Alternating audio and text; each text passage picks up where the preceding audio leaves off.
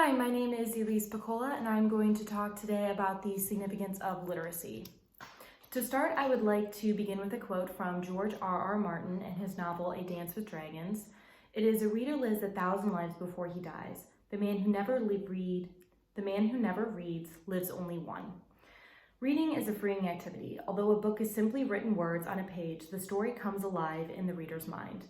It's said over and over again and lives on forever. Through reading, we can travel different places, travel through time, and become someone different. We can ponder our own thoughts and express our feelings freely. We can display emotions and create feelings associated with them. Literacy plays such an important role as a means to escape, entertain, distract, emote, educate, and research. Paolo Fieri, in Pediology of the Oppressed, explains literacy as a way to become subjects of the educational process by overcoming authoritarianism and alienating intellectualism. It also enables people to overcome their false perception of reality. The world becomes the object of that, transforming action by men and women, which results in their humanization. So essentially, literacy is what makes us human. It connects us all to each other. And this brings me to my theme, which is that literacy is an essential form of expression that has aided me in the development of my education, creativity, and personality. Next, I would like to reflect on my background with literacies throughout my education in early childhood. My first mentors of literacy were my parents and grandmother. Deborah Brandt, in her essay Sponsors of Literacy, would call this a sponsor of literacy because my family had an influence on what and how I received literacy. Brandt defines the sponsor of literacies as any agents, local or distant, concrete or abstract, who enable, support, teach, model, as well as recruit, regulate, suppress, or withhold literacy, and gain an advantage by it in some way. Before I was even born, my family was already one that put values on education. My parents were both college educated, and my grandparents were college graduates and educators themselves. My maternal grandfather was a college professor and had his doctorate in computer science, and my grandmother was a middle school English teacher and later a principal with her master's degree. My grandmother had a big influence on me from a young age and was very involved in my life. I came from a long line of educated individuals, but instead of pressure, I felt a sense of duty because of this. I admired how hard my family had worked to become educated, and I chose to emulate their greatness. Likewise, this love for education followed throughout my life. Growing up, I had always loved to read books. Even before I could read, I loved being read too. I would always request being read the same stories over and over again. This positive interaction was my first impression of reading. It taught me the value of reading because of this bond I had with my family. I gained an appreciation of reading through the constant encouragement and patience of my family. Throughout preschool and kindergarten, I began to learn to read and write. My family remained a sponsor for me. However, at this age, new literacy sponsors came into my life. Preschool and kindergarten teachers were some of them. Also, grade school standards for my age began. This meant that the state of Ohio, who made these grade school standards, was also a sponsor for me. Another sponsor in my life was technology. Children at the preschool age are very preoccupied with play. This is a great way for them to learn, and my parents knew this and got me toys that would help me to better learn how to read and write. This first was a computer game program called Hooked on Phonics. I loved playing this game because it would teach you phonemes that would help you better improve your literacy. It almost tricks a child into thinking that they are simply playing and having fun. I believe that incorporating learning into play developed an internal desire to learn, so learning became almost natural for me. Because I was having fun while learning, I enjoyed being educated. I sought to challenge myself and my mental capacity even when I wasn't being formally educated. Continuing on, my literacy skills improved throughout grade school. Former literacy sponsors for me, such as my family and my school teachers, remained constant. I also began reading a lot more as a school-age child and was afforded reading time before bed. Books I would read were from the school's library. This way, the school became a sponsor for my literacy. Each book had been chosen to be placed in the school library for a reason, some of them even having grades on them to suggest a certain reading level. All this influenced what I was reading and even the types of books I was reading. This could be seen from a positive point of view, since the school and the books were surely censored to not be too violent or inappropriate for any school-age children. However, labeling the books by grade level can hinder some children from reaching their full literary potential. Some may be bored by reading the current grade level and want to move up. Others may not be at the current grade level in their reading ability and may be embarrassed to read below the grade level and therefore discouraged from reading any books at all. Continuing on, in my 6th grade year, I was opted into the honors program, and I continued on throughout this program until I graduated high school. But this gave me different teachers, I read different books, and I learned differently than the other students who did not follow this honors route. Through the sponsor, I was given different opportunities. Being pushed to do better was a privilege. I feel lucky to have a strong support system in my life and teachers who wanted me to reach my full literacy potential. I'm grateful for these opportunities because I was able to further my reading comprehension and my writing ability. When I entered college, I found that I was a stronger writer than some of my peers, especially as a nursing major because we aren't known for being writers. As an adolescent, my literacy sponsors grew, and my peer relationships were an important part of my development.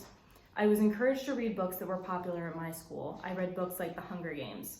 When I read, it was because my peers affected my literacy. This peer relationship could also potentially hinder one's literacy.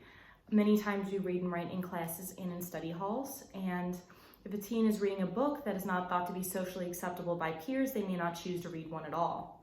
Although my friends were positive influences on my literacy, other adolescents may have peers that discourage their educational growth.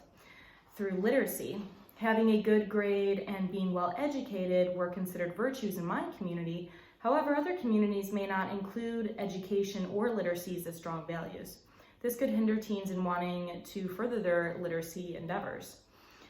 Brandt proves this to be true in her studies, saying that poor people and those from low caste racial groups have less consistent, less politically secured access to literacy sponsors, especially to the ones that can grease their way to academic and economic success. So poor people have less access to these literacies, so they do not have an opportunity to become further educated and raise their socioeconomic standing. Finally, I'd like to say that my first job served as a literacy sponsor for me. At the age of 15, I became a certified lifeguard and a licensed water safety instructor. This also was the catalyst that began my health literacy. I learned through the American Red Cross what a proper lifeguard and swim instructor should do and how they should behave. So the American Red Cross became a sponsor for me, as well as anyone or anything when I was reading or discussing lifeguarding or swim coaching also affected my literacy. Finally, I would like to talk about my personal inventory because it explains my current literacies.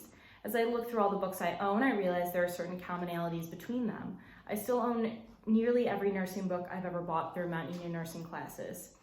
Sometimes I reference these for studying or in nursing papers. I also like to keep them as a symbol of my accomplishment.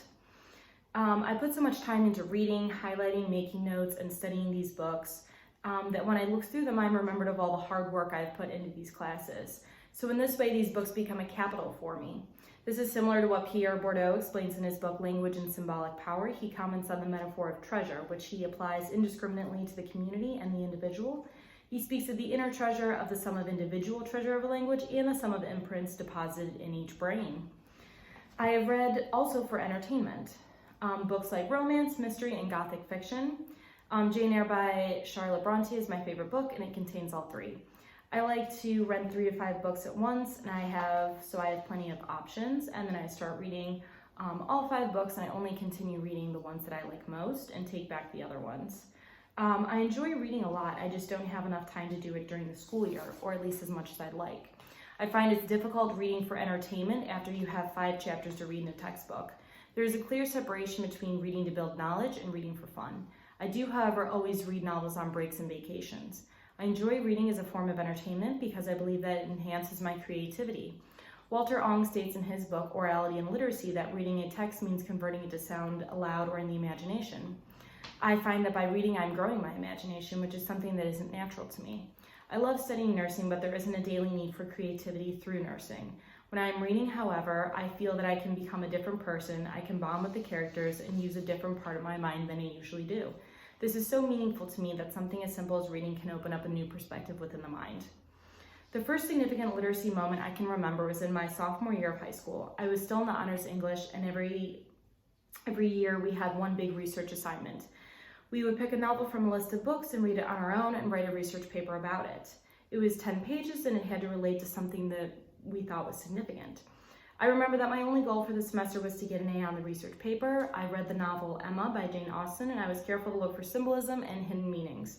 While writing, I wrote and revised and searched for every help from every resource I had. I sought help from my mother and grandmother, who were both educators specifying in English, and I went to every office hour my teacher had provided. I even sought review from peers in my class, and I had never worked harder on any assignment before this one.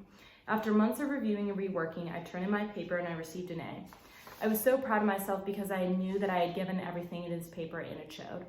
I had not been prouder of any other academic success leading up to this point.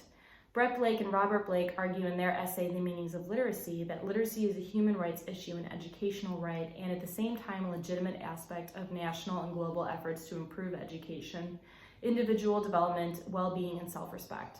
Writing has given me an outlet to research my academic potential, and through that I have gained self-respect. Alan Bowman and Greg Wolf write in their excerpt, Literacy and the Power of the Ancient World, that the power exercised over text allows power to be exercised through text. I believe that this means that books are only as special as you make them. By studying them, you are giving them power because the book is deemed important by you. I really enjoyed deciphering the meanings through each chapter. Through this, I learned that one of my favorite parts of reading was not the story itself necessarily, but trying to solve each theme like it was a mystery. Through literacy, I have been given an opportunity to further my education, express my creativity, and find my personality. I learned the value of literacy. Reading is a way to escape and to develop my imagination, and writing has helped me to shape myself as a student. Literacy gives me the opportunity to explain my reading preferences and what makes me keep a book or toss it. Reading can give anyone the ability to be someone different. With education comes literacy, and in literacy there is power. These are my references. Thank you.